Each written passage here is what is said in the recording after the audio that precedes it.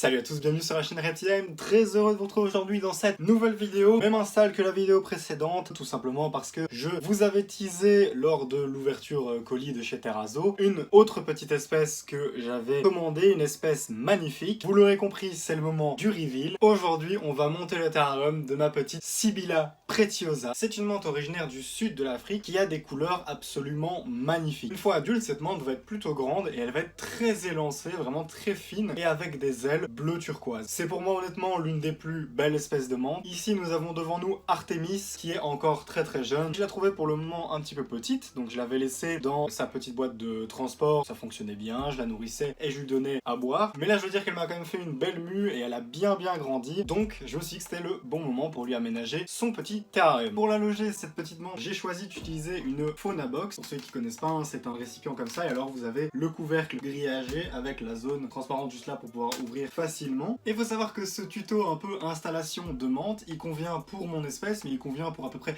toutes les espèces de menthe. Et surtout, vous allez voir que c'est un tuto un peu low cost. On va faire avec un petit budget, on va essayer de faire quand même quelque chose de joli. Pour ça, on commence par le substrat. Je vais pas en mettre une grosse couche parce que c'est pas très important pour la menthe. J'ai choisi du coup de la tourbe de coco assez classique et on va commencer directement.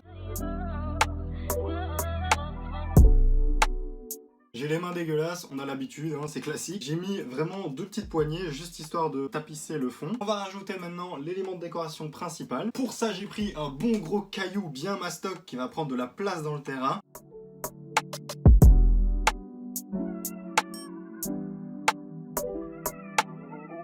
Maintenant qu'elle est mise, on va ajouter un petit peu de verdure. J'ai pris quelques plantes. De nouveau, on est en low budget, je me suis pas cassé la tête. Je suis allé dans mon jardin et j'ai pris quelques petites plantes sauvages.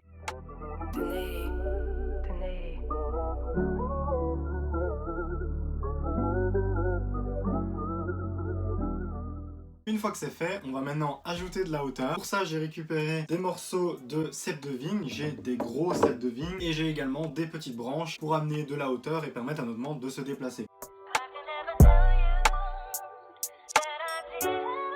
A savoir que le gros avantage des insectes, c'est qu'ils vont pas vous demander énormément de place, ils sont assez indulgents, vous pouvez les avoir dans des petits volumes, vous pouvez leur aménager des choses un petit peu à votre façon, ils trouveront toujours un moyen de se poser et de faire leur petite vie. Une fois qu'on obtient un rendu un peu satisfaisant, moi j'avoue que voilà, c'est pas le terrarium de l'année, mais avec vraiment low-tech, quelques petites décos, on a un rendu qui finalement je trouve est assez sympa. Il est temps de relâcher notre menthe dans son nouvel espace, ça va lui changer.